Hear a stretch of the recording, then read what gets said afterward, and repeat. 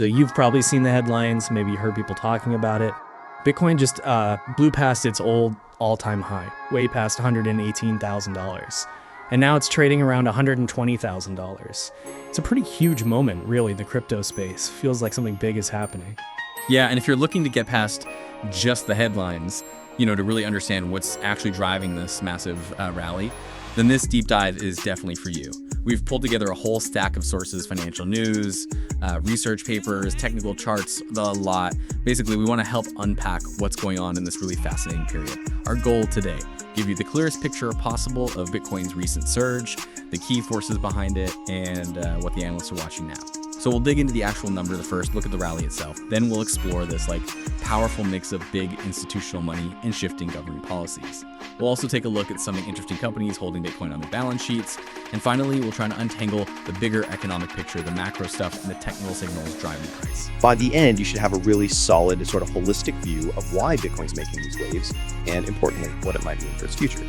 Okay, let's get into it. All right, let's start with the raw numbers because they really paint a picture here. Over just about a month, mid-June to mid-July roughly, Bitcoin jumped around $15,000. That's about a 14% gain. Pretty quick. And what's interesting is that almost 2/3 of the days in that period, like 60%, they were green days. Price went up. If you trace the path, it started around $105,400 on June 14th, dipped a bit near 101K, let's say, around June 23rd.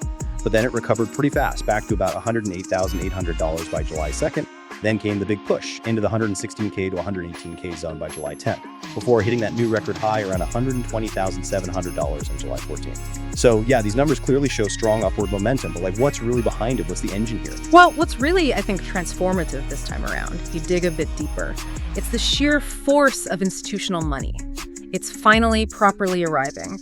The spot Bitcoin ETFs especially, they've seen just incredible inflows, record levels. We're talking over $51 billion just in 2025 alone. And get this, $1.18 billion flowed in on one single day recently. That's not just pocket change. It's a massive signal, right? Shows expanding demand from, mainstream investors and the big institutions. That is just an astonishing amount of money. It completely changes things, doesn't it? And it's not just the amount. Like you said, it's who is putting the money in. Yes. Is that right? We're seeing these huge financial players, think BlackRock, Fidelity, Bitwise. Yeah. They're really stepping up their Bitcoin buying. And this huge demand is happening just as miners are actually reducing the supply of new coins. Basic economics, right? Creates a squeeze. Exactly. A powerful supply-demand dynamic. And the implication is, it's huge. When you have these regulated giants, these household names, buying Bitcoin through approved channels like ETFs, it fundamentally changes how Bitcoin is perceived in the wider financial world. The risk profile, the legitimacy. You've got analysts now like Matt Hugin at Bitwise who are pretty confidently saying this ETF demand could push Bitcoin towards $200 by year end. So yeah, this isn't just, enthusiastic retail folks anymore. It feels like Bitcoin is being properly integrated into the traditional finance system. And making that integration even smoother, perhaps, is this shift we're seeing in government policy. There seems to be a lot more optimism, maybe fueled by descriptions of the Trump administration being quite pro-crypto at the federal level in the U.S., including things like those executive orders from March 6th about creating a strategic Bitcoin reserve. Right. And you might ask, okay, how do policy shifts actually, lead to more investment? Well, things like the Genius Act and other bills being proposed, they're trying to create clearer rules. So the Genius Act, for instance, it aims to clarify things like, how do you classify these assets? What are the custody rules? These are really crucial details that give traditional finance the regulatory certainty they need to jump in. Makes sense. They need clear guidelines. Exactly. And it's not just happening federally. You've got states getting involved too. Texas, for example, setting up its own Bitcoin reserves. That adds another layer of sort of decentralized validation for the asset. So these policy moves are basically rolling out the red carpet, making Bitcoin feel safer and more attractive for the big traditional players. Okay, so we have the institutions, the policy tailwinds. Yeah. But there's another layer too, right? This trend of public companies, just regular non-financial companies putting Bitcoin in their treasuries. I read something like 130 public companies now own around 3.2% of all Bitcoin. Yeah, that's right. And MicroStrategy is obviously the huge one there. They've been leading the charge, holding almost, 600,000 Bitcoin now? Incredible amount. It is. But what's really interesting is the broader trend we saw just in Q2 of 2025. Corporate Bitcoin holdings jumped 23% in that single quarter, went from about 690,000 BTC up to around 847,000 BTC. And like you said, it's not just MicroStrategy anymore. You're seeing names like GameStop, Figma, Sequins getting involved too. This whole trend of companies adding Bitcoin to their balance sheets, it adds another really strong source of long-term demand. Stability, almost. It signals that these companies see Bitcoin as more than just speculation, maybe as a real store of value, a proper treasury asset. So you've got these different streams of demand converging institutions, corporations, and all this is happening against a bigger backdrop, right? The global economy, and also Bitcoin's own sort of technical picture. On the macro side, the US dollar has been weakening a bit, hasn't it? That usually makes assets like Bitcoin look more appealing. And we're also getting hints from the Fed about maybe cutting interest rates. Dovish signals. Right, which again makes Bitcoin look better compared to, say, bonds that might yield less. Plus, general global uncertainty. Yeah. Things like conflicts in the Middle East, fears about the dollar losing value. That pushes some safe haven money towards crypto too, it seems. Absolutely. And then you look at the technicals, the charts. Bitcoin's price action has been really strong on its own terms. It broke through some key resistance levels, first $110 5K, then it pushed past the 113K, 114K area. Those are strong signals for traders, suggesting more upside. And here's a really key technical event. There was a massive short squeeze. Explain that quickly. Sure. So traders who were betting against Bitcoin, betting the price would fall, those are the shorts. When the price surged upwards instead, they were forced to buy Bitcoin back to cover their losses. Over $1 billion in those short positions got liquidated, basically forced buy orders. Yeah, and that buying pressure aggressively pushed the price even higher, especially blasting through the previous highs around 118K. On top of that, you have positive signals from indicators like the RSI, the Relative Strength Index, and Fibonacci levels suggesting support. These are tools traders watch. They all kind of point towards potential for more gains. So it's like all these different factors are feeding into each other, right?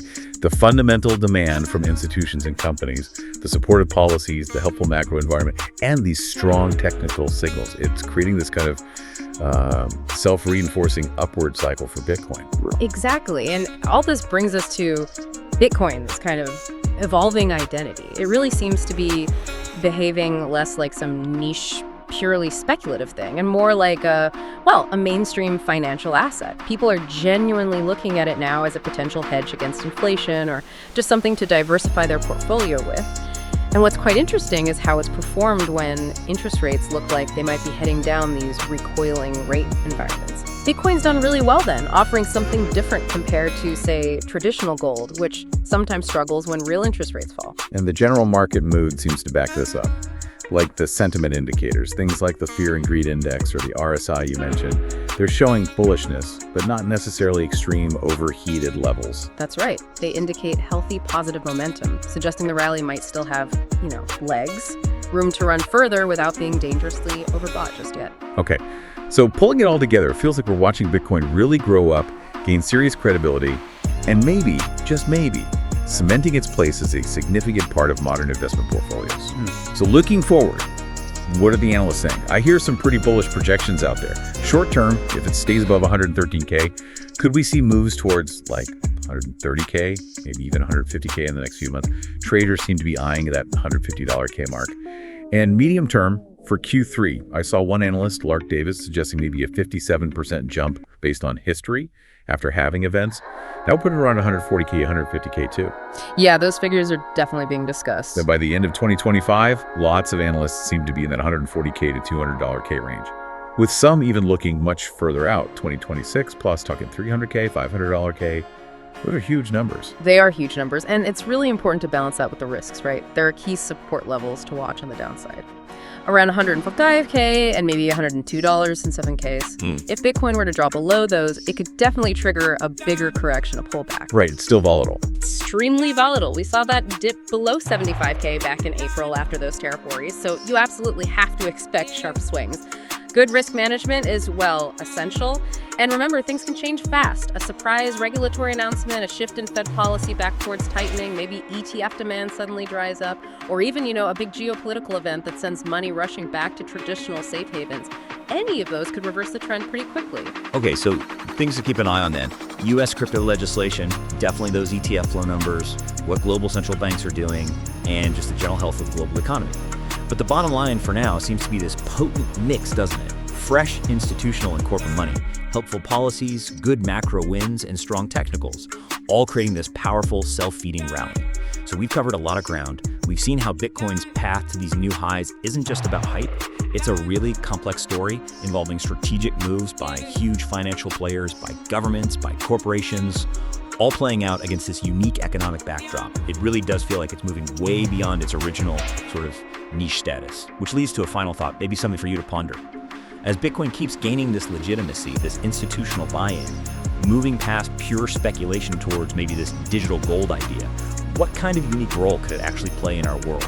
A world dealing with inflation, with geopolitical tensions, with shifting money policies. And how does Bitcoin, getting tangled up with traditional finance, challenge our old ideas about what a truly diversified, resilient investment portfolio even looks like anymore? Definitely something to think about. Yeah. We up. Hey, baby, we up. Shit like Christmas or something.